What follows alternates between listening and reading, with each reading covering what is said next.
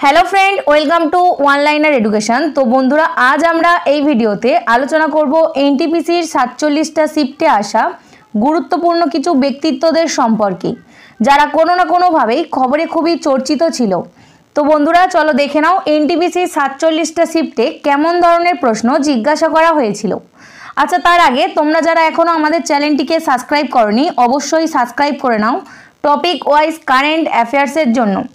তো বন্ধুরা খুবই বাছাই করা গুরুত্বপূর্ণ কিছু প্রশ্ন নিয়ে আলোচনা করব যেটা আগামী সমস্ত পরীক্ষার জন্য খুবই গুরুত্বপূর্ণ হতে চলেছে, তাই অবশ্যই তোমরা ভিডিওটা মনোযোগ সহকারে দেখো। তাহলে চলো শুরু করে দিই। আজকের প্রথম প্রশ্ন দেখো, 2025 সালে জানুয়ারিতে ভারত নিম্নলিখিত কোন ক্ষেত্রের একজন অগ্রণী বিজ্ঞানী ডক্টর কে.এস. মণিলালের মৃত্যুতে শোক প্রকাশ করেছিলেন? সঠিক উত্তর উদ্ভিদবিদ্যা। তো বন্ধুরা সঠিক উত্তর হয়ে যাবে অপশান সি উদ্ভিদবিদ্যা। তো ডক্টর কে.এস. মণিলাল যিনি একজন উদ্ভিদবিদ ছিলেন। তো শ্রদ্ধেয় উদ্ভিদবিদ ডক্টর কে.এস. মণিলাল যিনি 1 জানুয়ারি 2025-এ কেরালার ত্রিশূরে মারা যান। পরবর্তী দেখো, 2025 সালে জানুয়ারিতে লিবা লোবো সরদেশাইকে তার ঐতিহাসিক অবদানের জন্য পদ্মশ্রী প্রদান করা হয়। ভারতীয় ইতিহাসে তার ভূমিকা কী ছিল? সঠিক উত্তর তিনি ছিলেন গোয়া মুক্তি আন্দোলনের একজন কর্মী ছিলেন। তো বন্ধুরা লিবা লোবো সরদেশাই যিনি গোয়া মুক্তি আন্দোলনের একজন কর্মী ছিলেন। তো 2025 সালে জানুয়ারিতে ভারত সরকার লিবিয়া লোবো সরদেশাইকে ভারতের চতুর্থ সর্বোচ্চ বেসামরিক পুরস্কার পদ্মশ্রীতে ভূষিত করা হয়েছে। পরবর্তী দেখো, শ্রীরঙ্গম শ্রীনিবাস রাও যিনি 1972 সালে সাহিত্য একাডেমি পুরস্কার পেয়েছিলেন প্রধানত কোন ভাষায় কবিতা লিখেছিলেন? সঠিক উত্তর অপশান এ তেলেগু ভাষায়। তো বন্ধুরা শ্রীরঙ্গম শ্রীনিবাস রাও যিনি 1972 সালে তেলেগু ভাষায় কবিতা লিখে সাহিত্য একাডেমি পুরস্কার পেয়েছিলেন।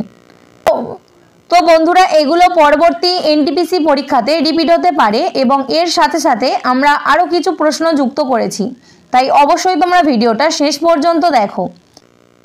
পরবর্তী দেখো, 2024 সালের ডিসেম্বরে পূজা শর্মা বিবিসির 100 জন প্রভাবশালী নারীর তালিকায় অন্তর্ভুক্ত হন। তিনি কোন উল্লেখযোগ্য সমাজসেবার জন্য বিখ্যাত? সঠিক উত্তর অপশান বি দাবিহীন মৃতদেহ দাহ করা। তো গত 3 বছর ধরে তিনি ভারতের রাজধানীতে হাজার হাজার দাবিহীন মৃতদেহর শেষকৃত্য সম্পন্ন করেছেন।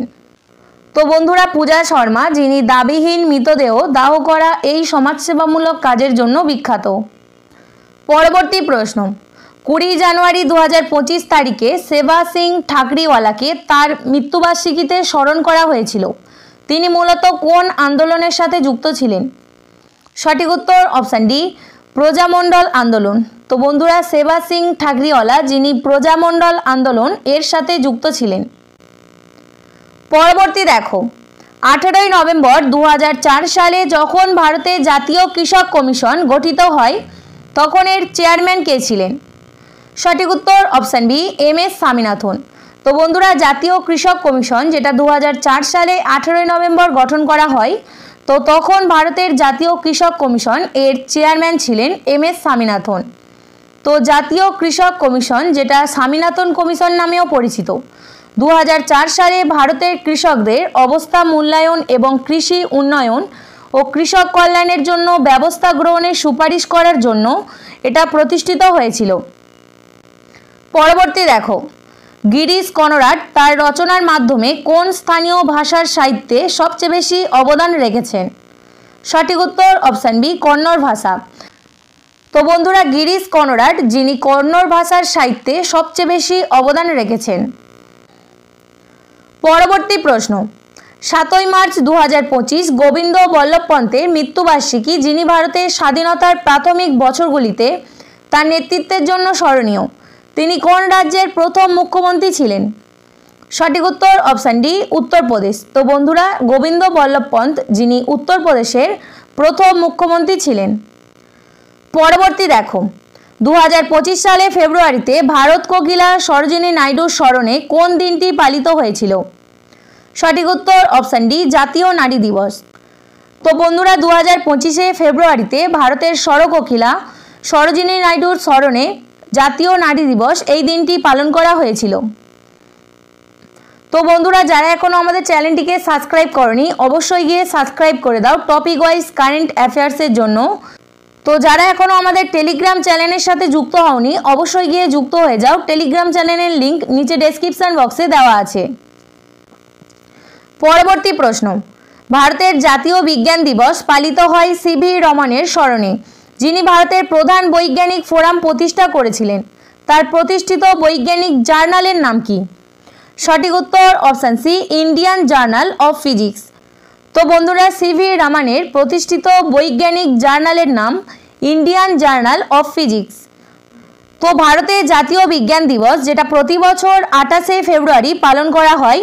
তো বন্ধুরা, এই দিনটি স্যার সিভি রমনের রমন ইফেক্ট আবিষ্কারের স্মরণ করে পালন করা হয়।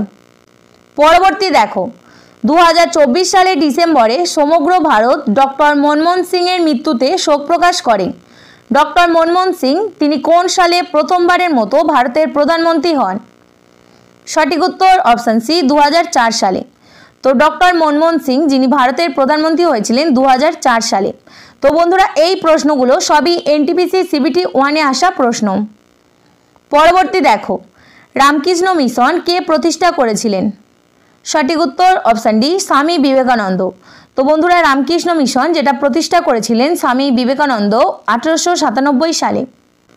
পরবর্তী দেখো, 2025 সালে জানুয়ারিতে কোন ভারতীয় নেতার জন্মবার্ষিকী উপলক্ষে জাতীয় যুব দিবস পালিত হয়েছিল? সঠিক উত্তর অপশান এ, স্বামী বিবেকানন্দ। তো বন্ধুরা, প্রতি বছর স্বামী বিবেকানন্দের জন্মবার্ষিকী উপলক্ষে 12ই জানুয়ারি জাতীয় যুব দিবস যেটা পালন করা হয়। পরবর্তী দেখো, সামাজিক সংস্কার, সাহিত্যকর্ম এবং অটল দেশপ্রেমে অবদানের জন্য কাকে ভারতের নবজাগরণের জনক বলা হয়? সঠিক উত্তর অপশান ডি, রাজা রামমোহন রায়। তো বন্ধুরা, ভারতের নবজাগরণের জনক বলা হয় রাজা রামমোহন রায়কে। পরবর্তী দেখো, জ্যোতিবা ফুলের জন্মবার্ষিকী পালিত হয় 11ই এপ্রিল 2025। তো ভারতীয় সমাজে নিম্নলিখিত কোন প্রধান অবদানের জন্য তাকে স্মরণ করা হয়?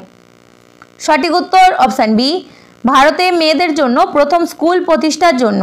তো বন্ধুরা, ভারতে মেয়েদের জন্য প্রথম স্কুল প্রতিষ্ঠা করেছিলেন জ্যোতিবা ফুলে, অবশ্যই তোমরা মনে রাখবে।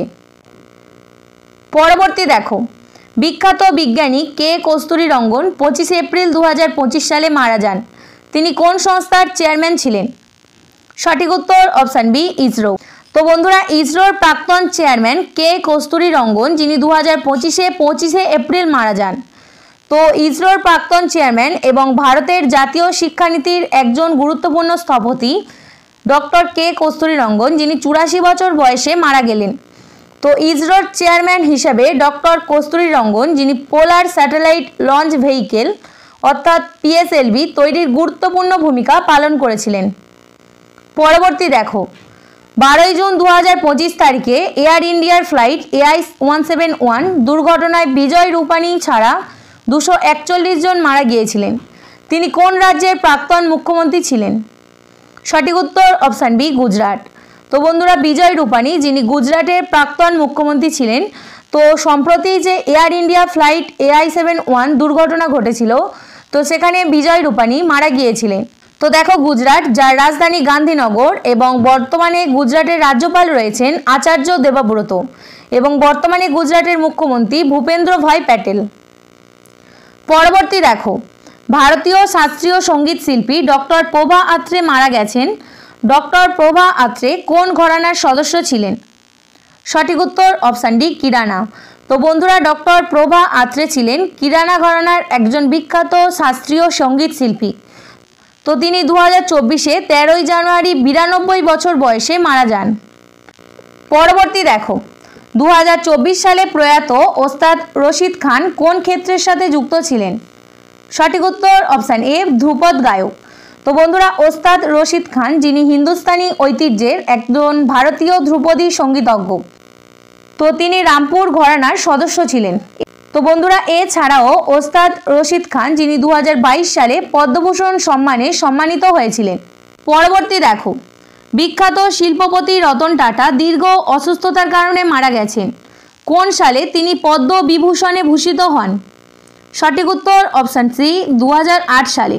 তো বন্ধুরা রতন টাটা অবশ্যই তোমরা চেনো, যিনি দীর্ঘ অসুস্থতার কারণে মারা গেছে। তো 2008 সালে তিনি পদ্ম বিভূষণে ভূষিত হন। তো বন্ধুরা রতন টাটা যিনি ছিলেন টাটা গ্রুপের প্রতিষ্ঠাতা, জামশেদজি টাটার পৌপৌত্র, তিনি 1990 থেকে 2012 সাল পর্যন্ত টাটা গ্রুপের চেয়ারম্যান ছিলেন। আচ্ছা, এর সাথে সাথে দেখো যে 2008 সালে তিনি পদ্ম বিভূষণ অর্থাৎ ভারতের দ্বিতীয় সর্বোচ্চ বেসামরিক সম্মানে ভূষিত হন।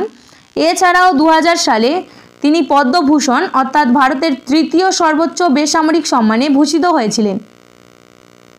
পরবর্তী দেখো, সম্প্রতি প্রয়াত সুবর্ণা আয়াপ্পান তিনি ভারতের কোন বিপ্লবের সাথে যুক্ত ছিলেন? সঠিক উত্তর অপশান বি নীল বিপ্লব। তো বন্ধুরা ভারতের নীল বিপ্লব এর অন্যতম জনক বলা হয় তাকে। তো তিনি ভারতের মাছ চাষের ক্ষেত্রে বিপ্লব এনেছিলেন। সুবর্ণা আয়াপ্পান যিনি 2022 সালে পদ্মশ্রী সম্মানে সম্মানিত হয়েছিলেন। সম্প্রতি ভারতের প্রাক্তন প্রধানমন্ত্রী মনমোহন সিং মারা গেছেন।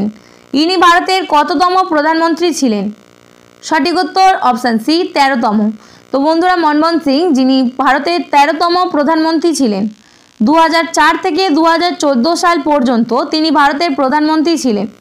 তো মনমোহন সিং 1990 সালে ভারত সরকার কর্তৃক পদ্মবিভূষণ পুরস্কারে সম্মানিত হন। এছাড়াও তিনি 1991 থেকে 1996 সাল পর্যন্ত ভারতের অর্থমন্ত্রীও ছিলেন। পরবর্তী দেখো, প্রয়াত সারদা সিনহা 2025 সালে এনাকে পদ্মবিভূষণ পুরস্কারে সম্মানিত করা হয়েছে। তিনি কোন রাজ্যের একজন বিখ্যাত লোকগায়িকা ছিলেন? সঠিক উত্তর অপশান বি বিহার। তো বন্ধুরা বিহারের বাসিন্দা, তিনি মূলত মৈথিলি এবং ভোজপুরি ভাষায় গান গেয়েছিলেন এবং তাকে বিহারের কোকিলা বলা হয়। কাকে? সারদা সিনহা। বিবাহ গীত, ছট গীত সহ অনেক লোকসঙ্গীত গেয়েছেন তিনি। তো সারদা সিনহা যিনি 2018 সালে পদ্মভূষণ এছাড়াও 2025 সালে মরণোত্তরভাবে পদ্মবিভূষণ সম্মানে সম্মানিত হয়েছেন। পরবর্তী দেখো, সম্প্রতি বিখ্যাত তবলাবাদক ওস্তাদ জাকির হোসেন মারা গেছেন। কোন পদ্ম পুরস্কারে এনাকে সম্মানিত করা হয়েছে? সঠিক উত্তর অপশান ডি উপরের সবগুলি, অর্থাৎ ওস্তাদ জাকির হোসেন যিনি পদ্মশ্রী, পদ্মভূষণ এবং পদ্মবিভূষণ। তো বন্ধুরা ওস্তাদ জাকির হোসেন যিনি 1988 সালে পদ্মশ্রী এছাড়াও 2002 সালে পদ্মভূষণ এবং 2023 সালে পদ্মবিভূষণ পুরস্কারে সম্মানিত হয়েছিলেন। পরবর্তী প্রশ্ন, 12 এপ্রিল 2025-এ বিখ্যাত কত্থক নৃত্যশিল্পী কুমুদিনী লাখিয়া মারা গেছেন। কোন সালে পদ্মভূষণ পুরস্কারে তাকে সম্মানিত করা হয়েছিল? সঠিক উত্তর অপশান এ 2010 সালে। তো বন্ধুরা কুমুদিনী লাখিয়া যিনি ছিলেন একজন ভারতীয় কত্থক নৃত্যশিল্পী, যিনি 2010 সালে পদ্মভূষণ এবং 2025 সালে পদ্মবিভূষণ পুরস্কারে সম্মানিত হয়েছেন। পরবর্তী দেখো, বিখ্যাত নৃত্যশিল্পী মায়াধর রাউত 22 ফেব্রুয়ারি 2025 সালে মারা যান। তাকে কোন নৃত্যের জনক হিসাবে বিবেচনা করা হয়? সঠিক উত্তর অপশান ডি ওড়িশি নৃত্যের। তো বন্ধুরা ওড়িশি নৃত্যের জনক হিসাবে পরিচিত কিংবদন্তি ওড়িশি বাদক মায়াধর রাউত যিনি 92 বছর বয়সে মারা যান। তো 2025 সালে 22 ফেব্রুয়ারি দিল্লির তার বাসভবনে তিনি মারা যান। পরবর্তী দেখো, 13 জুন 2025 সালে অল ইন্ডিয়া রেডিও এর বিখ্যাত সংবাদ পাঠক সেলিম আক্তার মারা গেছেন। তিনি কোন ভাষাতে সংবাদ পাঠ করতেন? সঠিক উত্তর অপশান বি উর্দু ভাষাতে। তো বন্ধুরা 2025-এ 13 জুন অল ইন্ডিয়া রেডিও এর বিখ্যাত সংবাদ পাঠক সেলিম আক্তার যিনি মারা গেছেন, তো ইনি উর্দু ভাষাতে সংবাদ পাঠ করতেন। তো বন্ধুরা এই ছিল আজকের আমাদের বাছাই করা গুরুত্বপূর্ণ কিছু প্রশ্ন। যদি ভালো লাগে অবশ্যই লাইক করো। ধন্যবাদ।